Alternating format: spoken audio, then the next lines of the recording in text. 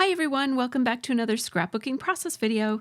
Today I'm working with the Happy Home kit from Mercy Tiara Kits along with the beautiful acrylic piece from the Happy Home embellishment add-on and both of the fonts included in the kit. This layout feels a little bit like a throwback to the good old days back when my pages were all about those pretty paper layers.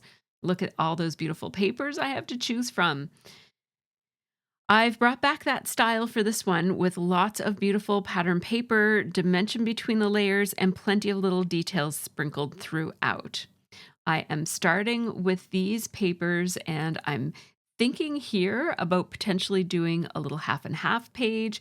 I have these black and white photos selected of my cat looking through the window, and I just love the way that she was in the sun there.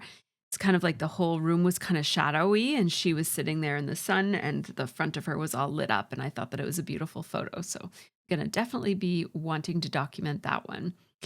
I'm having a look at these papers, including those cut aparts, to see if there might be anything in those that I might want to use. And I've come down to these papers right here and this one as well, although I think that one with all the squares and rectangles is not going to make it to this page, but I will hang on to that for another one. I'm also thinking that I will mix and match both of these fonts, and I want to use the acrylic piece that says home as well. And I'd love to use the envelope that the acrylic piece came in. The acrylic piece and also the wax seals came in these glassine envelopes. So I have two of them. And I love using glassine envelopes in my layers. It gives you a little place to tuck something as well as just adding a little bit of crinkly paper interest. I'm going to offset these photos so that they're side by side, but one above the other and behind it. And then the envelope will run horizontally behind both of the photos. And there will be a lot of other layers in there as well. I keep gravitating to this plaid background, the coral plaid, and that is indeed going to be what I used for my background paper. And before I do that, I'm just going to I'm pulling out my keyboard so that I can pull up my Photos app. I'm just going to show you what I'd like to do with these photos, and I will share my screen so that you will be able to see how I edit these photos. They're fine the way they are, they're black and white, but I find that black and white photos, when you're using a really warm color palette, sometimes those black and white photos can look just a little bit too bluey, and so I am just adjusting a few things here. First of all, I'm opening each photo and I'm going into the filters and I'm choosing the vivid warm or warm dramatic. Yes, I'm choosing warm dramatic, which really accentuates the shadows and makes it nice and warm. Once you select that filter, you don't need it at 100%, so I'm adjusting it a little bit. I'm also adjusting the warmth over here, and that doesn't seem to be making a huge difference. So I'm going to go mostly, I'm just playing around here to see what might make a difference. I use an Apple, so any of whether you use a MacBook or an iMac or whatever Apple product you use, your photo software should look like this. So there's the difference on the screen. You can see that I've got these two photos and they're just a little bit more warm than they were before. So I've got that dramatic warm filter on that one. I've got the dramatic warm filter on this one. And now I'm just sizing up the photos so that when I print them, the cat will be the same size in both of them, because see how on the one on the left, the cat is just a little bit smaller than she is over on the right. So I'm just zooming in that photo a little bit so that it looks more like the photo was taken from the same angle, even though it wasn't actually taken from the same angle. Now I'm going to wait for those photos to print up and they'll be here in just a second. There's one of them right now. And see the difference that that makes? It's just going to pick up on the warm colors in my supplies a little bit better. And once you put the warm photos next to the regular black and white ones, you can really see the difference. Now, a sepia filter would also work on this. And I thought that the software I was using had a sepia filter, but it didn't. It just has this warm. I could have chosen warm vivid or warm dramatic, and I liked the dramatic one better. But if you play around, there are also a number of different apps that you can use to put a sepia filter on something, and it just really makes a difference, I think, on a layout like this. Sometimes it doesn't really matter, but in this case, I'm using so many beautiful warms. I'm just using my ruler here to tear down chunks of paper. I have some square-ish chunks that will go right behind my photos, and then I have this horizontal chunk of the yellow that will run behind those other layers. And then I'll tuck the bag in there as well. And I like the bag so that you can see just a little tiny edge of it over on the left-hand side as well. And I'm actually going to grab one of these cut aparts from this sheet of tags and journaling pieces, and I'll put that in there. I actually really like the designer strip on Echo Park paper. I just love their logo. I think it's just really typographically cool. I also decided that I would use the family designer strip too. That's actually the name of the collection of that paper is Family. And so I'm cutting that off and I'm going to put it above, and I'm just going to use the Echo Park logo there. You're not actually going to see most of it. You're just going to see the co part of it. There we go. Now that I've decided where all these belong, I'm just adding some adhesive to them so that I can make them into one cluster that I can then move around on my page as I see fit.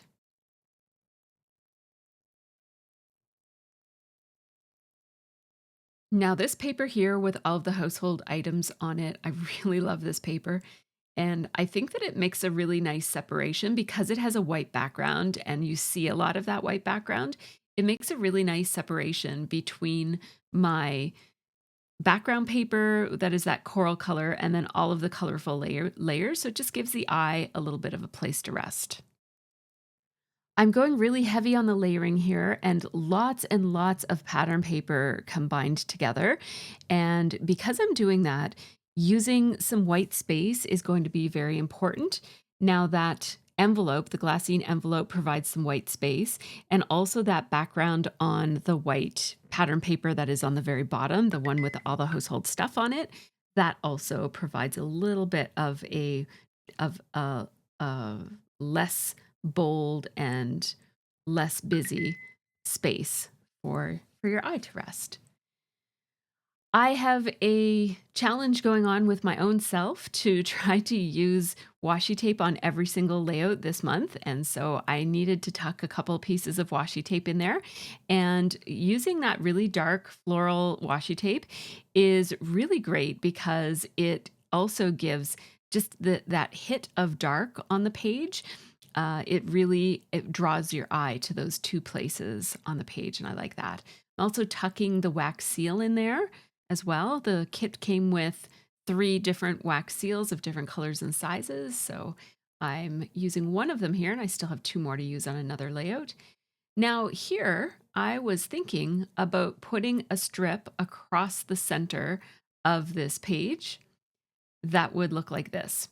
But I was going to cut apart each of those little frames and have them still span across the edge, like across the center of my page, to be a little bit of an anchoring element. So I was going to put them like that, except they would be cut out. Now, I don't love this as it's coming together. I think that it takes away from the layers that I already have on the page.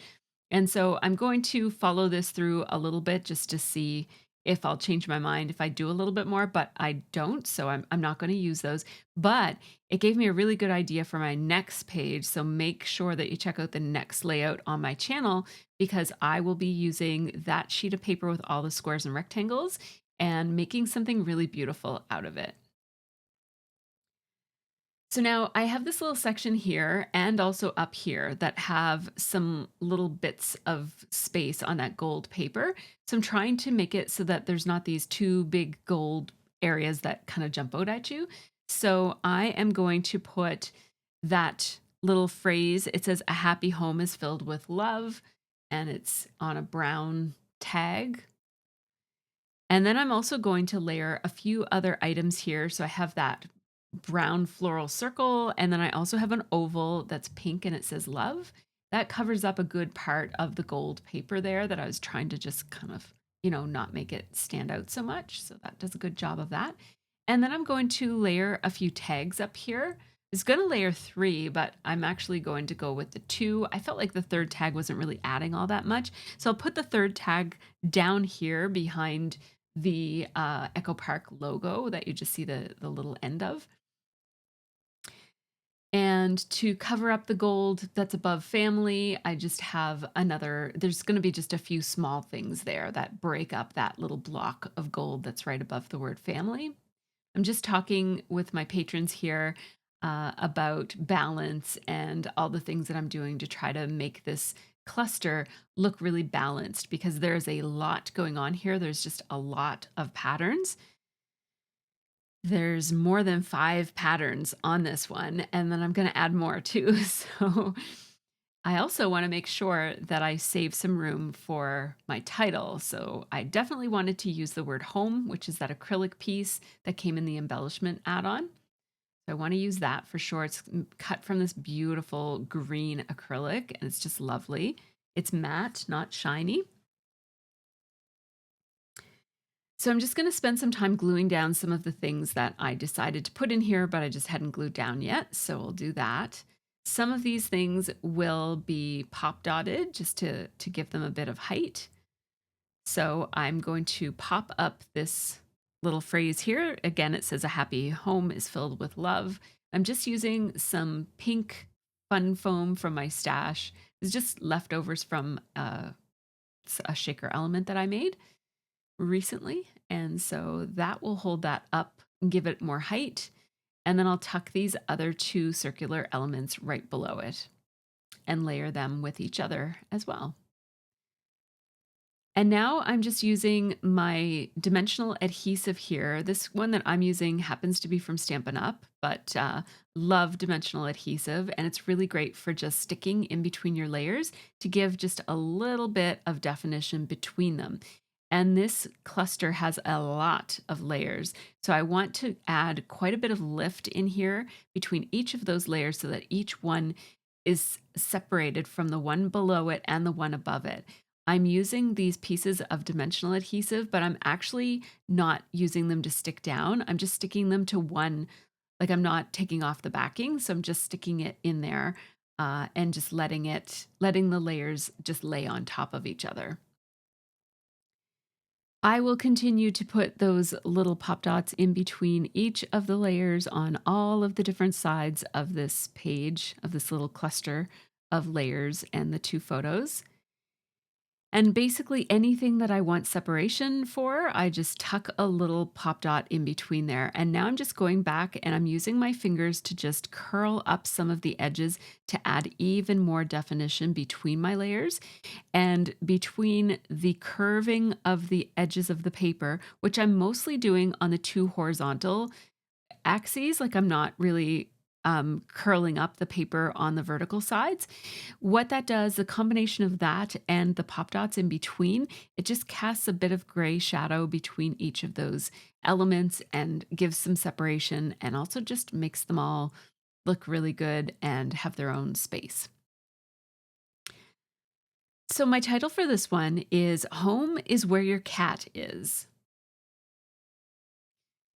And we have found that our home feels so much homier with cats. We have 5 cats now, and we absolutely adore them. We always look forward to seeing their antics, and they each have their own little personalities, and it's just so much fun to share your lives with animals of any kind. So I just wanted to document this sentiment of just how important our pets are in our world.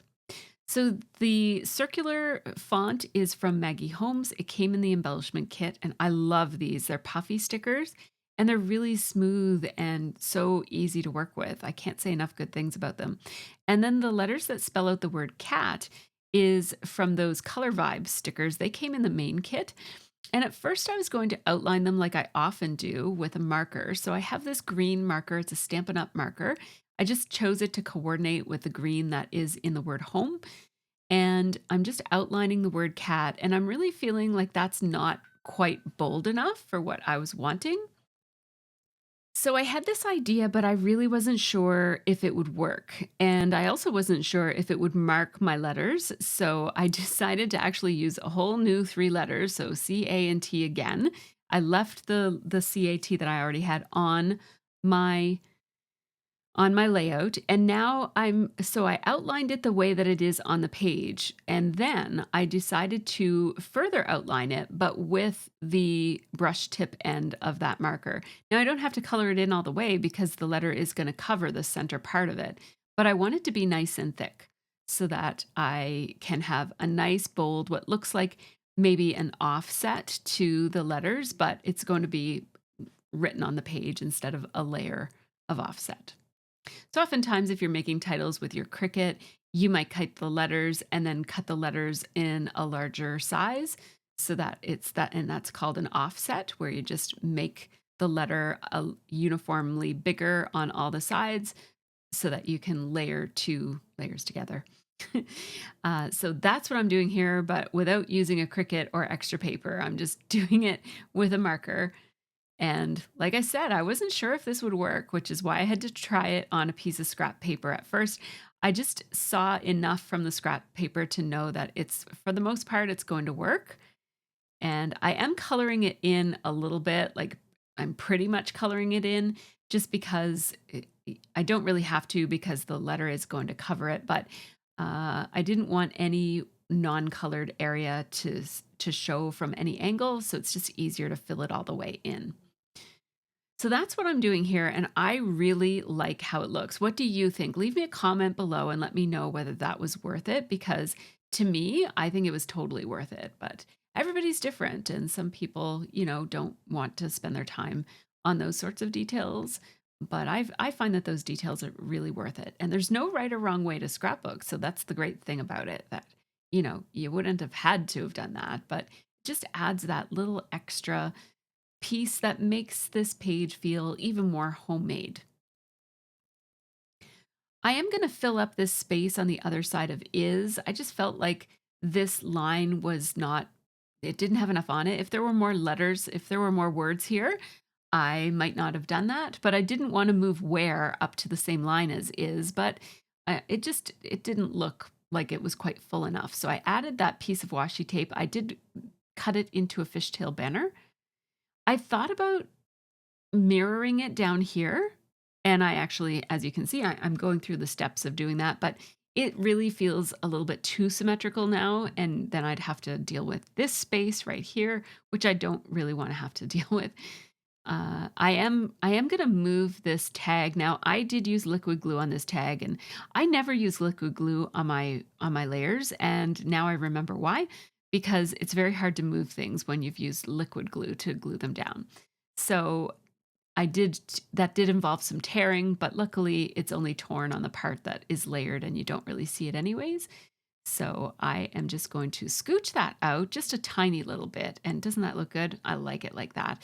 It looks like the title was made to fit the layers. The layers didn't actually fit the title perfectly, and that's why I moved the tag out a little bit just to give it that look. Now I am going to glue that little journaling tag in place because I'm actually not using it for journaling. It's just a decorative piece. But if you wanted to include some hidden journaling, these glassine pockets that you use in your layering are perfect for that. I'm adding a little bit of twine to the tag that I have here. And I'm also going to add the same color of twine. It's like a sage green. It's very, very cute. I think it might be from Freckled Fawn. A lot of my twine is from Freckled Fawn, so that's why I think that. But I'm not entirely sure, so don't quote me on that. But it's very pretty soft and rather thick twine. So I cut the strings just a little short because I don't want them flopping all over the place or anything, but I do like the touch that real twine makes on a tag. So now that my layers are all created, I'm going to glue them down to my background. And again, that's so easy when you're using a plaid background paper because it's all lined up automatically. So I do want to match this layout. And normally I decide this idea, I make this decision earlier in the process than this, but here I am deciding at the last minute that I think I want to mat this whole thing on this green floral paper. And little do I know at this point that I'm actually going to do this again on another layout in a couple weeks from now, because this layout was made a while ago. By the time I'm narrating it, it's I think this layout is 2 weeks old.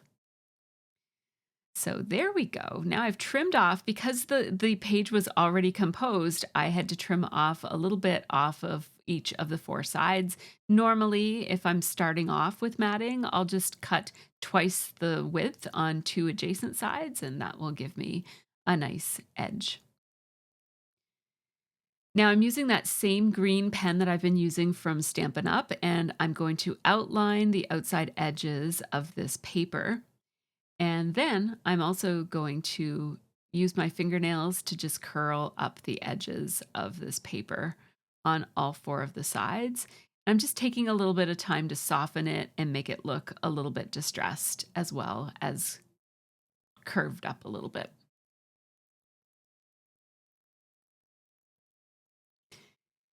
And I find that with this paper, when you roll it, like if you kind of roll it back and forth, it gets softer and softer, and it gets easier and easier to be able to pull it and make it look distressed. I'm giving these puffy stickers one more chance to pop out at me as something that I might want to put on here, but no, I can't find any spot for them, so we're just going to go ahead and add some confetti pieces here. And I want to place these on a diagonal on this page. So I'm just sprinkling them. I'm holding them in my fingertips, and then I'm just basically sprinkling them from a little bit, maybe like 4 or 5 inches above the page, so that they're just dropping in a natural kind of a sequence. No pun intended. And I'm also just doing a couple of last minute moves there just to make them a little bit more balanced and making sure that there's not, all one color in one space. And now I'm going to use my pickup stick and my liquid glue. This is Art Glitter Designer Series Dries Clear Glue. And it's very quick work with this pickup stick. You just pick it up and dab a bit of glue and drop it down in the glue, and you're all done. I'm giving it a little shake just to see if there's any sequins that are moving, and there weren't. I'm just demonstrating that if you haven't glued anything down and you give it a little shake, you will both see it and hear it moving on your page, and that will help alert you to the fact that you forgot one. Now that they're all down on the background, I just decided to put a couple of little touches of sequins every here and there in the layers. So I'm putting them in basically 3 different places. I'm putting a couple up here, and then I'm also putting a couple down. I'm putting one down by the Happy Home is Filled with Love right here, this one. And then I'm also going to put one on the wax seal and one right here as well. So that gives me just that little extra interest on the page. Confetti mixes and sequins, they bring so much to a page because they're a different finish. They're usually plastic. Sometimes they're shiny or iridescent, and sometimes they're not. But even if they're not shiny, they catch the light differently than paper would. Before we jump into the final photos, I want to give a quick shout out to my amazing Patreon supporters. These folks truly help make this channel happen, so I'm grateful for each of them. Tiaras get early ad-free access to all of my process videos, plus real-time unedited versions, often in the form of live streams. And they also get exclusive behind-the-scenes content of my craft room, my process, as well as sneak peeks into the Kit Club. A big thank you to you for watching all the way to the end as well. I, again, am Mercy Tiara, and I love sharing my full creative process with you, including all the little decisions and lessons and mistakes learned along the way. So be sure to check out the links at the end of this video to dive into my collection of process videos. I hope that you enjoyed this page. And as always, stay tuned for more scrappy inspiration. These are some of the places that you can find me on the net. Be sure to check out our Facebook group because the Kit Club has a very vibrant community growing over there. And it's a great place to get ideas and share your work and just kind of chat about scrappy things. Thanks so much for watching, and I hope that you have a really great scrappy week. Take care.